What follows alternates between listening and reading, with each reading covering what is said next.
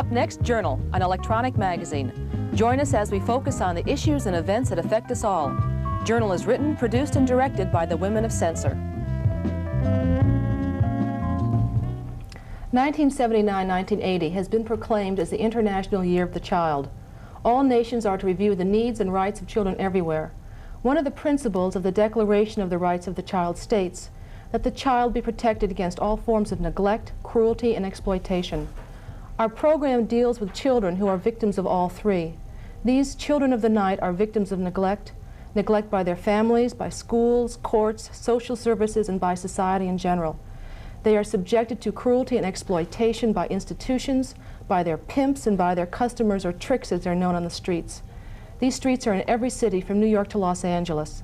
Our guests know these streets, and they know a reality that could engulf your child, your brother or sister, your niece or nephew, or the kid down the block. Join us as we welcome Lois Lee, sociologist and executive director of Children of the Night, and Lori. Welcome. Thank you for joining us. Lois, who are the children, who are the juvenile prostitutes in the Los Angeles area? Well, there's not really any specific characteristic. They come from all different backgrounds. They are predominantly white, typically runaways, and in most cases when we've recruited these children on the streets and we contact their parents really don't want them and refuse to allow them to come home. Are there more boys or more girls? Or? There's actually more male prostitution than there is, when we're talking about juvenile prostitution, than there is juvenile female prostitution, but we see both increasing very rapidly. Why, okay, let's go through some of these, why, first of all, are there more boys and girls on the streets? Well, I think partly because of the fact that with, the loosening of sexual mores and the coming out of homosexuality, what we find is that as the boys run away, or many of them are defined as homosexuals at home by their peers or by their family and their friends at school, that they run away. And they learn that one of the ways to make a living in the society is through prostitution. Unfortunately, in our society, it's very limited in terms of the alternatives that children have in terms of actually making a living.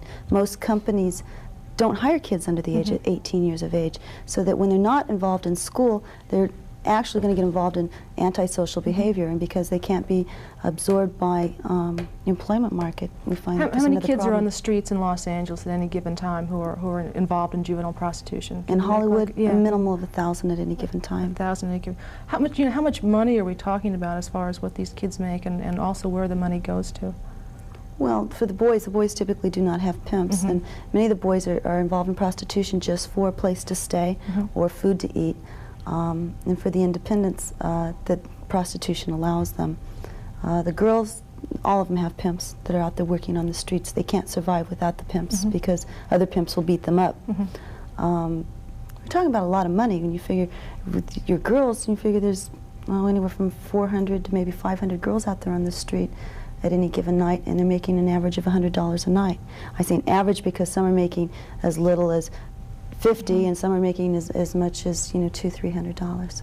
Lori, the money that you and your friends made, did you ever see any of that, or did that get handed over? Never saw any of it. Never. Did you get any, you just got a place to stay and food and pin money, or sort of being put on an allowance? Yeah.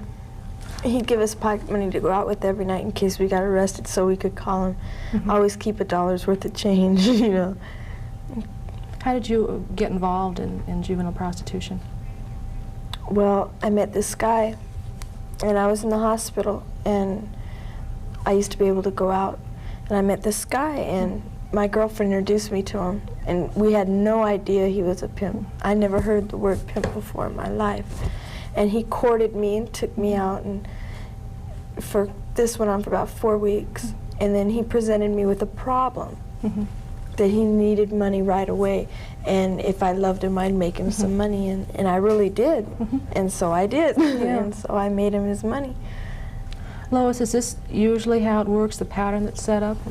Is Lori's story fairly typical? Yes, it's very typical. You find that the only common denominator in terms of entry into juvenile prostitution is that there's the opportunity to become involved in prostitution. There are many children that have same problems as children that become prostitutes, but the difference is that they didn't know anybody that could introduce them to prostitution.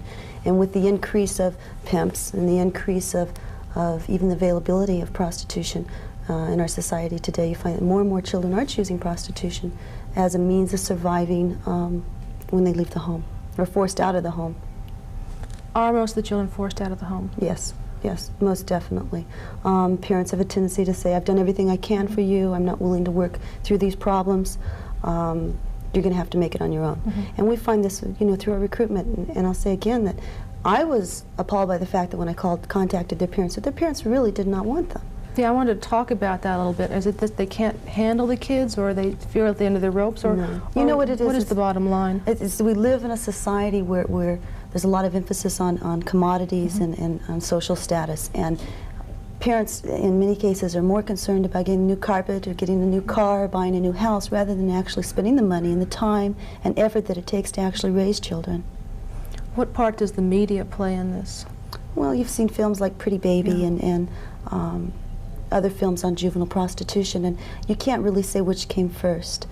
Juvenile prostitution's been on rapid increase probably the last 2 years, but what it does do is it legitimizes juvenile prostitution by putting on some kind of a visual and some kind of plot, and to make it understandable, make it something more palatable than what it's really like. I mean, let's face it, it's not a nice scene. No, it's not. It is sensationalistic. It's very, very exploitive. The brutality that these kids encounter is something that's really quite phenomenal. You know, one of the things that happens is that after they experience their first few acts of prostitution, then they're degraded by not just the pimp, but by the parents and by the police and by other people in general. And through that degradation, they figure, well, I've already done this, so what else do I have to lose? And that's the critical point in terms of where we try to catch them. Unfortunately, we see the ones after they've been brutalized and have had quite a bit of experience on the street. I think one of the problems is that people don't realize that it can happen to their child very easily.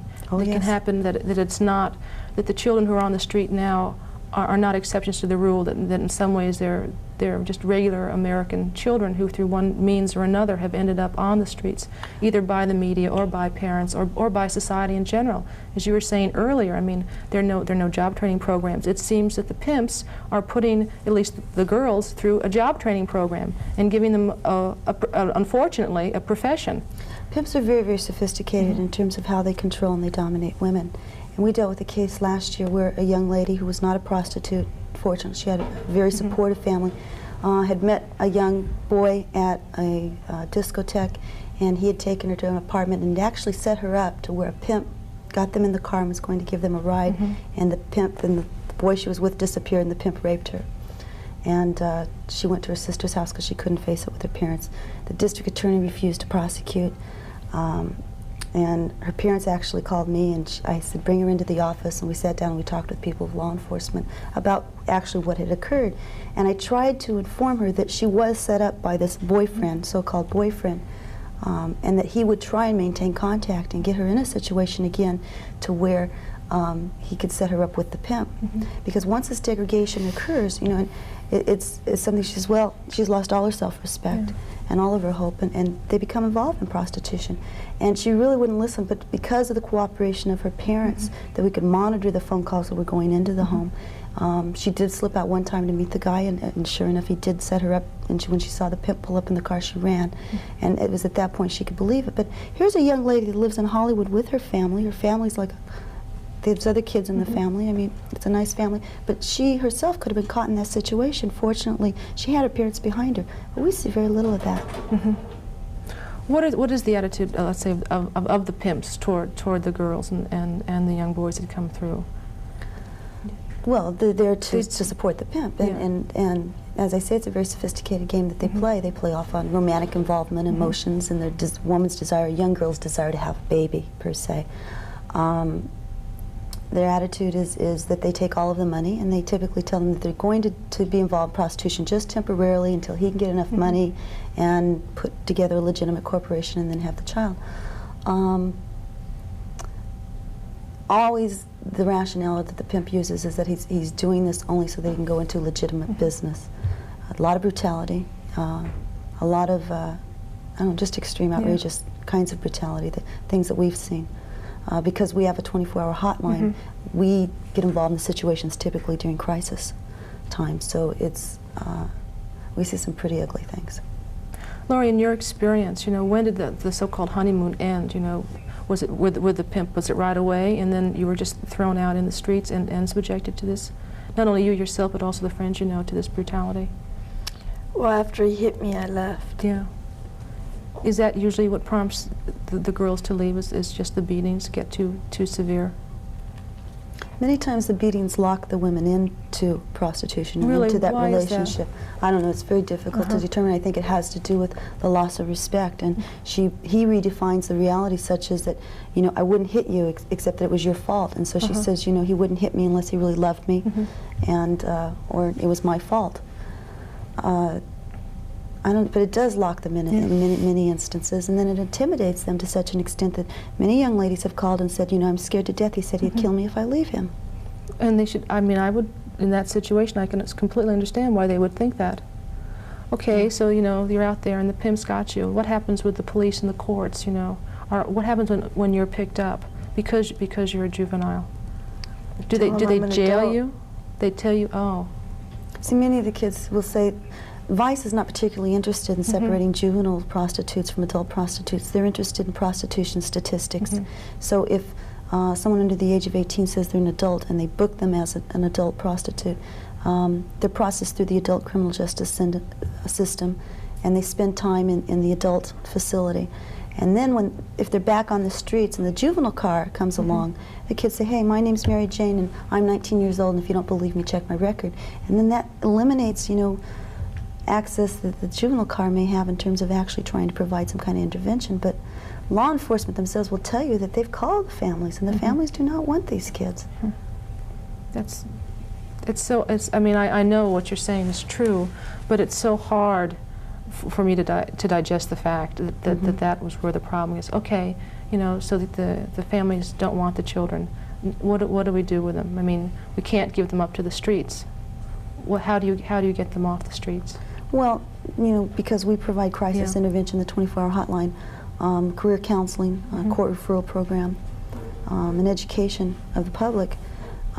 We've been pretty effective because most of our counselors are former prostitutes and former runaways themselves, and they really have a way of relating to women who are just getting involved in prostitution.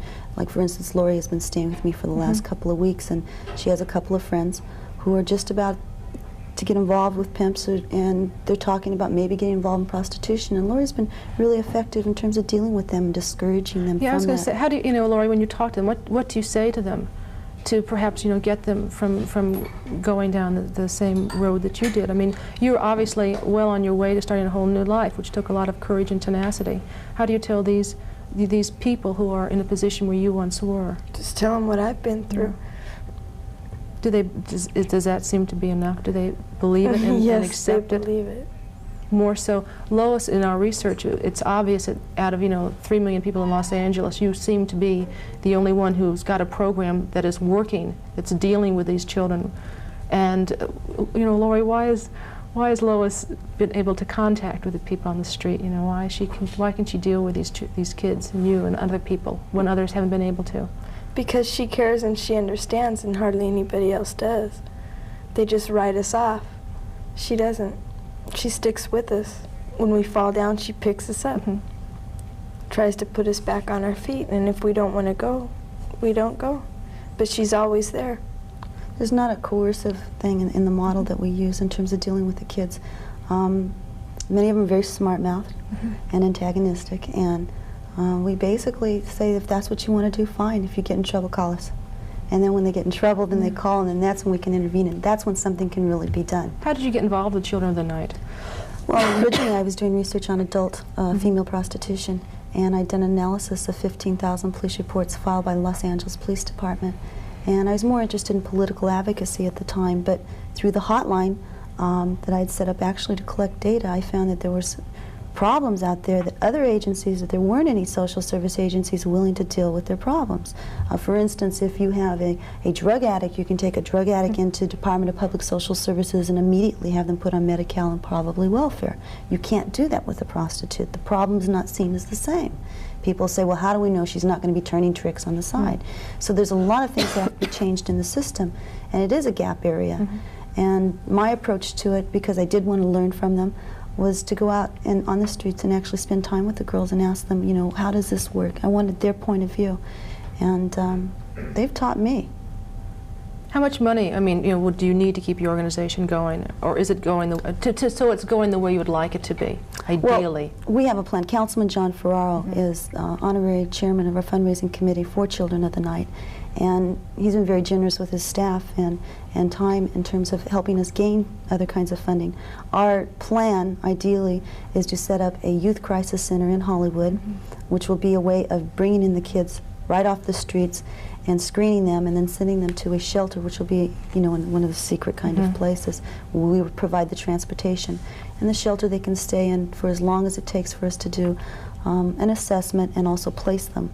And we run an open door policy with our kids. If we place them in a foster home, we place them in a group home, and they're not happy, we ask them to call us before you go back to the streets. And it works. It works so well. We have kids calling us up saying, we're going to run away if you don't find a place for us to live.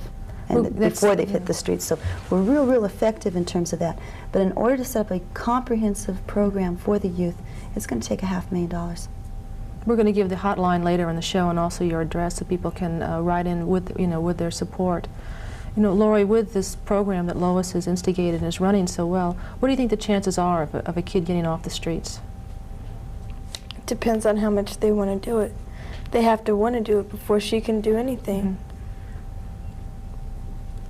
I think the uniqueness about the program is the fact, like I said, there's not a coercive element there, that we have contact with the kids. They know that they can. We had a 15-and-a-half-year-old girl call us last week who's with a pimp staying in a hotel. She's not ready to make the move, but she continues to call us and keep contact with us so we can kind of monitor what's going on. We're not a law enforcement bureau where we'll go out and kidnap a kid off the streets just because they're juvenile and they're a prostitute. We do a lot of work with law enforcement in these areas, and we receive many referrals from them. How easy is it to get the girls away from the pimps? I mean, this is their income. The pimp's income. The pimp's income, yeah. right. It's not really that difficult. Pimps will use a lot of intimidation, a lot of threats, but we have a backup of law enforcement people that are very supportive in terms of trying to deal with this crisis. And we just basically tell the pimp that, you know, she's leaving, and we're notifying the police that she's with us. Typically that's enough to pull them back out of it. Pimps are not criminals like other kinds of criminals in most cases. They're not the kinds of criminals that are going to spend time in jail. They're rarely arrested for pimping and pandering. And they're, by the very nature of pimping as a job, they're in a position where they're behind the scenes, and it's the child that's assuming the risk-taking positions. She's the one who's going to be put in jail. You have a program for the kids that are on the streets. What do we do for those who aren't there yet? How do we stop them? Where, you know, where the big changes have to be made? Well, through the schools, definitely through the schools, but you can't even get sex education in your schools, you know, today. So to think that you can go into like a high school or junior high school and lecture to a group of young women about prostitution and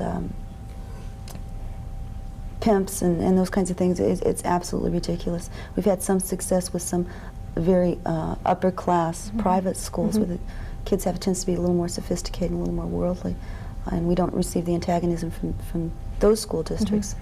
But facing Los Angeles City School Districts, I just don't think we're ready to take that step.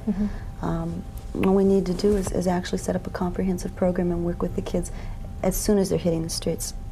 And probably the parents also. So in other words, making them streetwise so that when if they happen to ever fall into the situation, they're going to know beforehand exactly what step is happening and where it's going to be leading them. It's real interesting you mention the parents, because you know, we have not really had the time and the staff to work with the parents, but I don't find the parents really willing to work, you know, with the children, or even willing to work out those problems.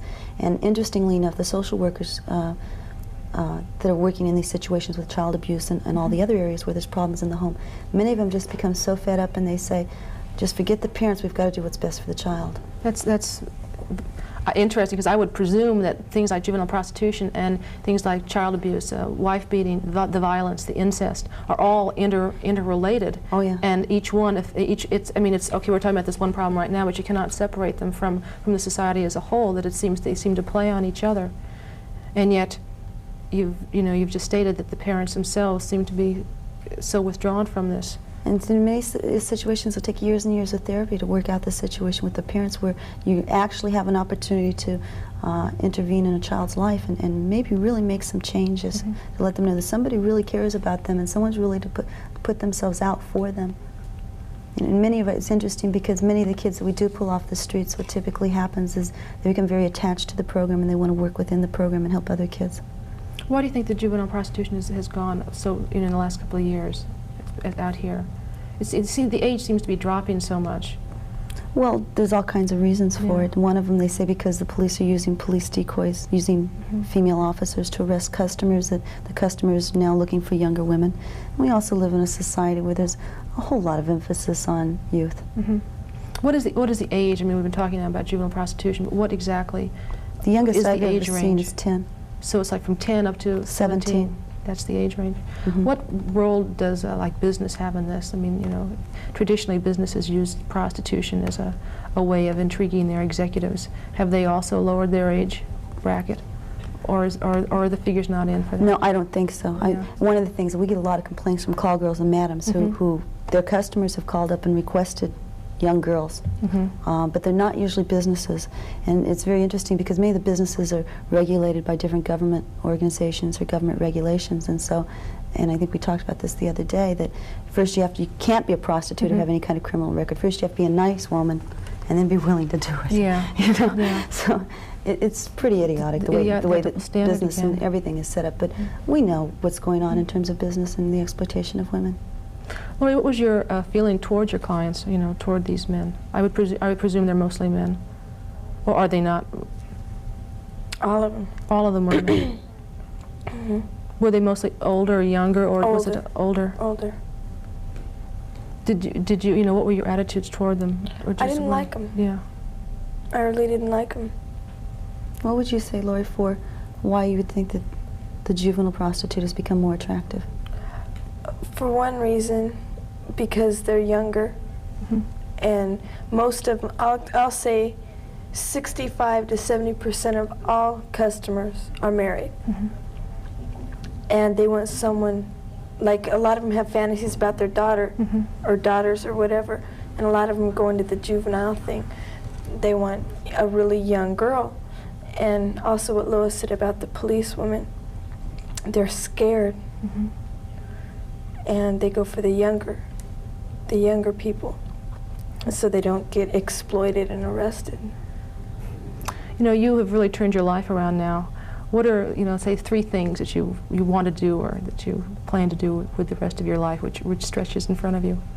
I'm going to go to school, and if I can, I'm going to help Lois with their halfway house, and I'm going to not go back to what I was doing before. Well, I'm sure Lois needs a lot of help, but I'm sure with help like yours going to give, that it's going to work. I mean, the first thing to do is to find a problem, state what it is, and then just go for it and start making some changes. I thank you for joining us. Unfortunately, we're out of time. Thank you, Lois, and thank you, Lori. We're going to be giving the phone number and the address. This show that we've just done, you know, we're not going to solve any problems, but at least we started a dialogue. Change is going to come through people like Lois and like Lori and like yourselves. You've got to get involved, and we're going to give you the address and the hotline number of Children of the Night here in Los Angeles, so that the Year of the Child can really live up to its name. The number is, it's area code 213-657-1738. Progress has taken us to the moon, and it has ensured that we all have a TV set in our homes, but what about our children? Is this the future that we want for them? Please write in, not only to us, but also to Lois and Lori at Children of the Night. Thank you.